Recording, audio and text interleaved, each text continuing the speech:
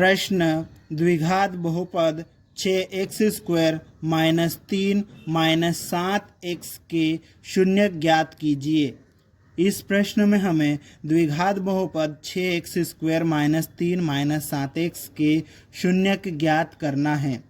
इस प्रश्न को हल करने के लिए हम लिखेंगे हल माना कि, और उसके बाद में ये जो हमारा द्विघात बहुपद है इसको यहाँ पर लिख लेंगे।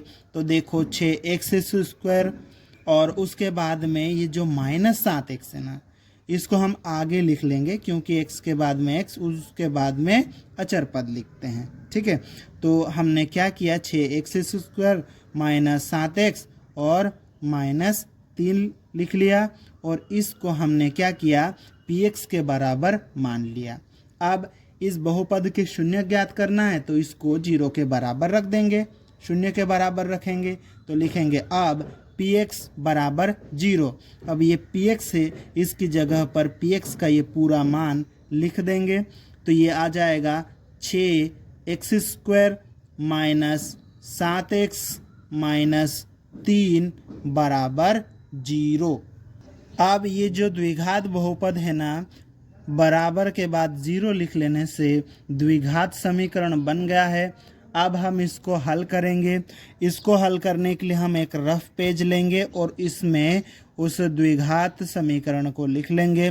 लिखने के बाद में हमें इसे हल करना है। किस तरह से हल करेंगे हम, ये जो मिडिल टर्म है, बीच वाला पद है, इसको स्प्लिट करेंगे, इसको तोड़ेंगे, इसको हमें तोड़ना है। तो तोड़ने के लिए हम क्या करेंगे, इसके पड़ोसियों की मदद लेंगे। तो देखो x² के साथ में कितना है, 6 गुणा में 6 लिखा है ना, 6 लिख लेंगे। अचर पद देखो कितना है, 3 लिख लेंगे। दोनों का गुणा कर दो, कितना आ जाएगा, 18 है ना, 18 आ जाएगा। अब ये देखो 18 किस किस के पहाड़े में आता है, 18 के फैक्टर निकालना है। तो देखो 1 के पहाड़े में 18 आ जाएगा, 2 के पहाड़े में 18 आ जाएगा, 3 के पहाड़े में 18 आएगा, 6 के पहाड़े में 18 आएगा, 9 के पहाड़े में 18 आएगा और खुद 18 के पहाड़े में 18 आ जाएगा। ठीक है, अब हमें 2 ऐसे जोड़े बनाने हैं इस फैक्टर के, है ना, ऐसा जोड़ा लेना है जिसका गुणा करने पर 18 आए। तो देखो 1 और 18 गुणा करेंगे तो 18 आ जाएगा, 2 और 9 गुणा करेंगे तो 18 आ जाएगा, 3 और 6 गुणा करेंगे तो 18 आ जाएगा। ये तो 3 जोड़े बन गए। ठीक है, पर उन जोड़ों में से हमें ऐसा जोड़ा उठाना इन तीनों में से जिसको जोड़ने या घटाने पर कितना आए, 7 आ जाए।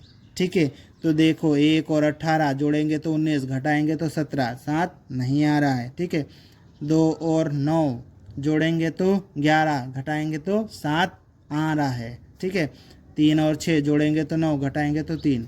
तो ये 2 और 9 इसको हम ले लेंगे, घटाने पर 7 आएगा। हमें कितना चाहिए, -7। तो हम क्या करेंगे, 2 में से 9 घटा देंगे तो कितना आ जाएगा, -7 आ जाएगा। 2 में से 9 घटाने पर कितना आएगा, -7। यहाँ पर 7 के साथ में क्या है, x, तो दोनों पक्षों में x का गुणा कर दो, इधर भी x का गुणा कर दो। ठीक है, और इधर भी x का गुणा कर दो, दोनों पक्षों में x का गुणा कर दिया। तो -7x की जगह पर हम क्या लिख सकते हैं, 2x माइनस 9x।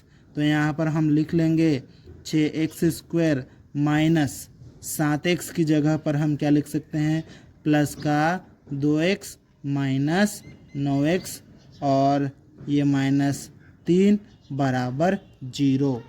अब हम क्या कर लेते हैं, इसको यहाँ पर पूरा हल ही कर लेते हैं। तो देखो ये जोड़ा बना देंगे अपन इस तरह से जोड़ा बनाएंगे। जोड़ा बनाने के बाद में इसमें से हमें कॉमन लेना है। तो क्या कॉमन लेंगे, हम ध्यान से देखेंगे। तो देखो यहाँ भी x है, यहाँ भी x है। ठीक है, यहाँ 2 भी है। ठीक है, और यहाँ पर देखो x तो है ही, है ना, ये 6 जो है इसको 2 गुणित 3 लिख सकते हैं। तो 2 यहाँ भी है। ठीक है, तो हम क्या कर रहे हैं, पहले तो 2 बाहर निकाल रहे, तो इन दोनों में से ये 2 चलेगा तो यहाँ कितना बच जाएगा, 3 बच जाएगा कोष्टक के अंदर। ठीक है, अब x भी निकाल रहे तो ये x 2 बार है। देखो x गुणित x है, एक x चलेगा तो एक x बच जाएगा। ठीक है, तो एक एक्स यहाँ पे बच जाएगा ये वाला, ठीक। और ये प्लस का चिन्ह है, ये एक्स भी चले गया तो इनके साथ में कुछ नहीं था, तो गुणा में कितना कहलाता है, एक कहलाता है ना। जब जिनके गुणा में कुछ नहीं हो उनके गुणा में एक कहलाता है, तो यहाँ एक बच जाएगा, ठीक है। ये टूट गया एक वाला, ठीक है।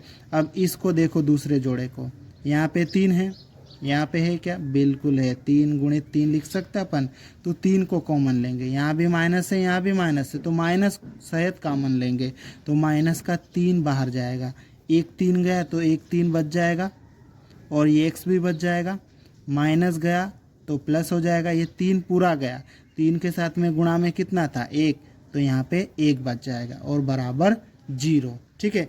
तो इसको हम यहाँ पर व्यवस्थित लिख लेते हैं।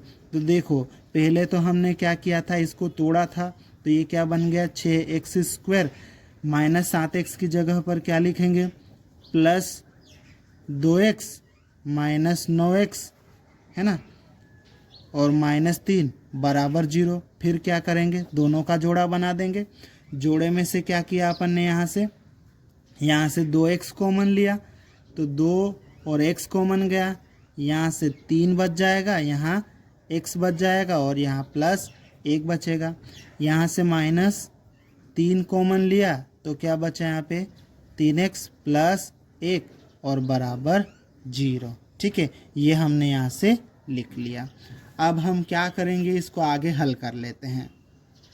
तो देखो ये जो पूरा कोष्टक के अंदर 3x प्लस 1 लिखा हुआ है ना, ये यहाँ भी है, दोनों जगह है, तो इस पूरे को कॉमन ले लो, 3x प्लस 1, ठीक। ये पूरा यहाँ से चले गया तो कितना बचेगा, देखो 2x, ये पूरा यहाँ से चले गया तो कितना बचा, -3 बराबर 0, ठीक है।